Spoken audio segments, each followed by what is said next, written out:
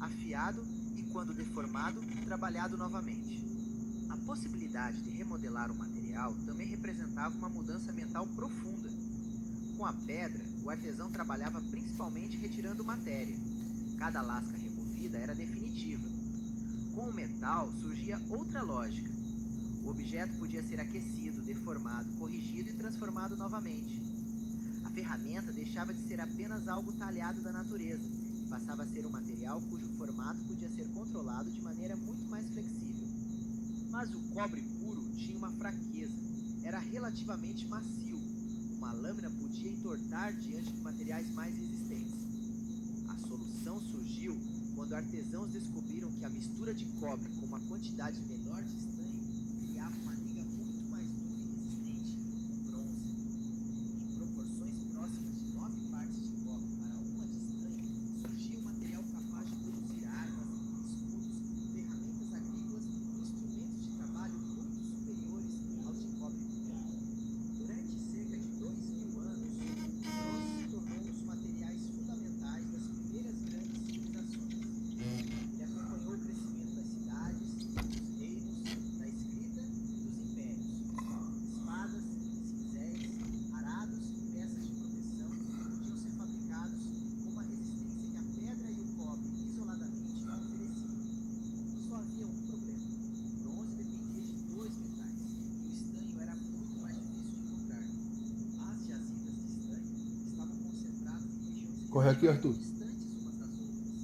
Para as sociedades do Egito, Corre, Arthur. do Mar Egeu, obter esses recursos significava E Arthur? redes comerciais que atravessavam enormes extensões de terra e mares. O metal podia viajar por rotas marítimas e caravanas terrestres antes de chegar às oficinas onde seria refinado no cobre. Não tô riscando o Essa carro. dependência também significava que a tecnologia de uma sociedade Na hora que terminar de fechar, aí ela vai ficar vermelhando, mas ela já tá ficando vermelha a olho nu. Vermelhando já. Já. alianças e estabilidade política. Um excelente fundidor podia conhecer perfeitamente seu Porra, se essa luz não vem não acaba, cara. sem condições de produzir bronze se o estanho simplesmente deixasse de chegar. Isso criou uma vulnerabilidade excessiva na produção legal. Uma guerra, uma crise política podia encerrar um acordo comercial. Uma frota perdida numa tempestade podia significar a ausência de matéria-prima para armas e ferramentas essenciais. Civilizações poderosas dependiam de um ingrediente que, em muitos casos, precisava chegar de muito longe. E havia uma ironia extraordinária nessa dependência. Outro metal estava praticamente sob os pés de todos. O ferro é um dos elementos mais abundantes da Porra, crosta se você terrestre. só Ele aparece em montanhas, limpar um sedimentos de pouquinho, rios 10 e em minutos de inúmeros limpo aí vai tipos de ficar solo. bom. A própria coloração avermelhada de Essa minha muitas memória tá terras pra aí, ó. vem de compostos de ferro. Por que não apaga os outros vídeos que a cor não De apareceu? outra forma reconhecemos É como porque ferrugem. eu vou apagar tudo depois, vou jogar tudo pro YouTube e vou apagar. Minério de ferro pode ser encontrado Saca? a uma distância relativamente acessível. Mesmo assim, durante milhares de anos, povos capazes de construir ele não monumentos limpa. gigantescos, organizar administrações complexas, escrever literatura e desenvolver sistemas jurídicos sofisticados não conseguiam transformar esse recurso abundante em um metal útil. A razão está na química do próprio ferro. O ouro pode aparecer na natureza em pequenas pepitas metálicas. O cobre, em certas circunstâncias, também pode ser encontrado em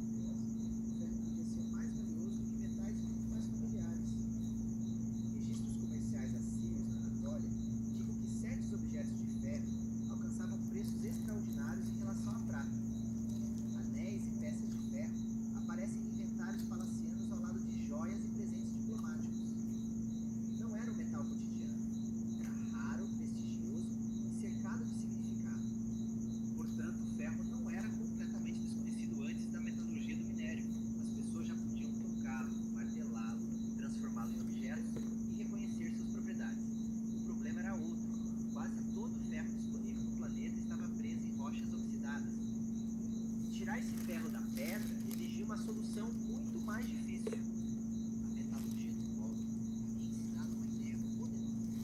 Aqueça determinados minerais o suficiente e o metal pode se separar, derreter e se acumular. O bronze reforçava essa lógica.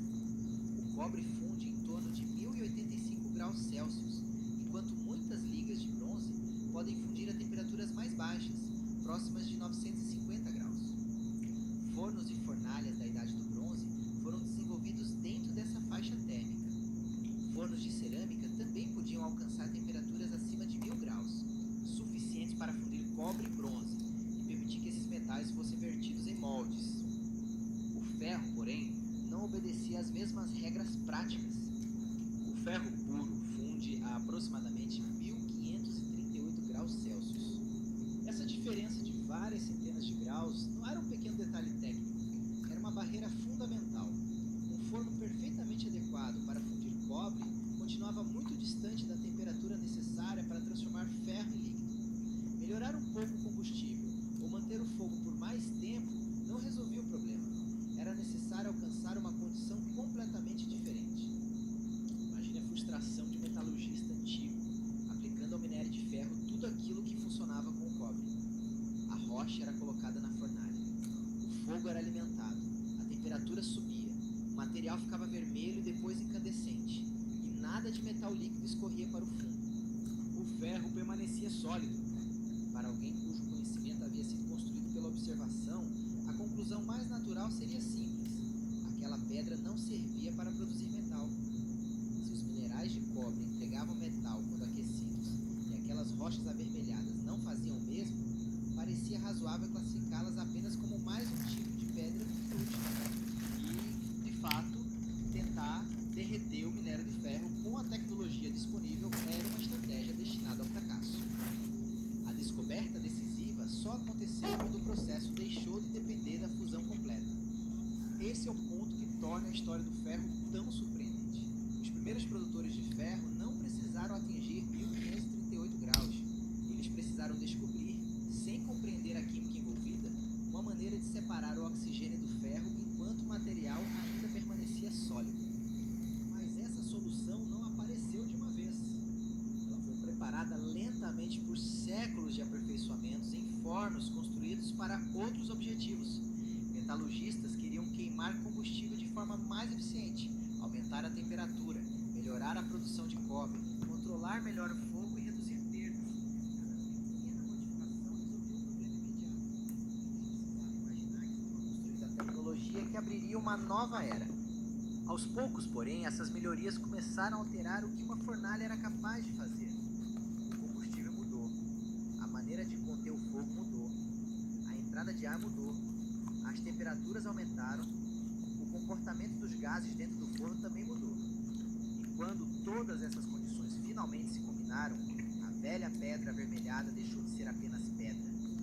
O próximo passo começaria com algo aparentemente simples: carvão vegetal. A primeira grande mudança foi o carvão vegetal.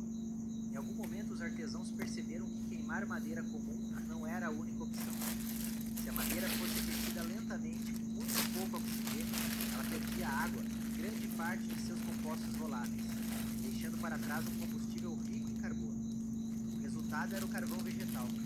Comparado à lenha crua, ele queimava de forma mais quente, mais estável e com menos fumaça. Dentro de uma fornalha, isso significava alcançar temperaturas mais altas e mantê-las por mais tempo. Para quem trabalhava com cobre ou cerâmica, era uma vantagem prática e imediata. Mas, sem que ninguém percebesse, o carvão também estava preparando as condições químicas necessárias para libertar o ferro de seu minério. A segunda mudança foi cercar o fogo. Os primeiros fogos usados para aquecer materiais eram relativamente abertos. Com o tempo, paredes de pedra e argila transformaram esses espaços em estruturas verticais, semelhantes a pequenos poços ou chaminés. Quanto mais alto o corpo da fornalha, mais forte podia se tornar a corrente de ar criada pelos gases quentes que subiam. O princípio era simples, mesmo que ninguém o descrevesse em termos científicos. O ar quente subia pelo interior da estrutura e ajudava a puxar ar fresco pela parte inferior. Mais ar significava mais oxigênio chegando ao carvão. Mais oxigênio querosene alimentava uma combustão mais intensa, e uma combustão mais intensa elevava ainda mais a temperatura. Provavelmente, os construtores não erguiam fornos mais altos porque conheciam a física do fluxo de gases. Eles simplesmente observavam que determinadas formas faziam o fogo funcionar melhor e repetiam aquilo que dava resultado.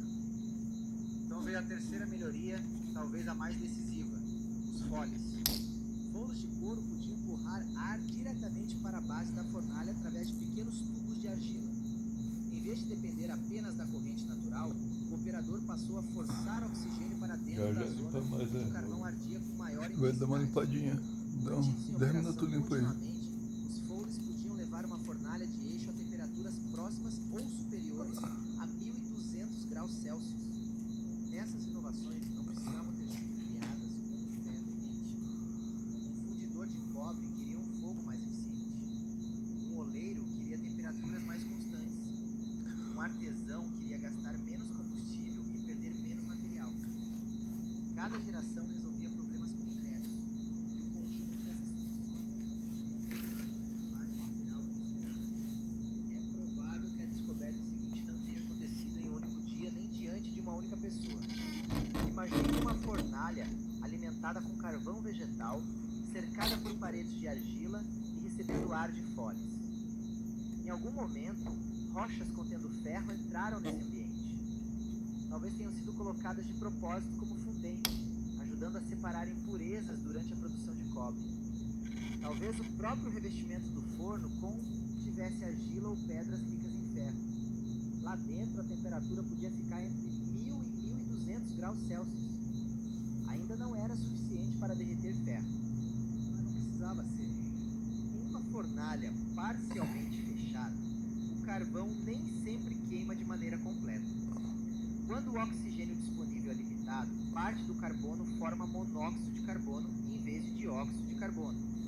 E esse gás tem uma propriedade crucial. Ele pode reagir com os óxidos de ferro e retirar deles o oxigênio. Enquanto o monóxido de carbono subia pela fornalha, encontrava o minério aquecido. Pouco a pouco, o oxigênio ligado ao ferro era removido. O minério não se transformava em um lago de metal líquido. A transformação acontecia no estado sólido. No lugar de uma poça brilhante no fundo do forno, surgia uma massa escura, porosa e irregular. Pequenas partículas de ferro metálico ficavam unidas entre si, misturadas a resíduos vítricos de escória. Essa massa recebe o nome de maraquita.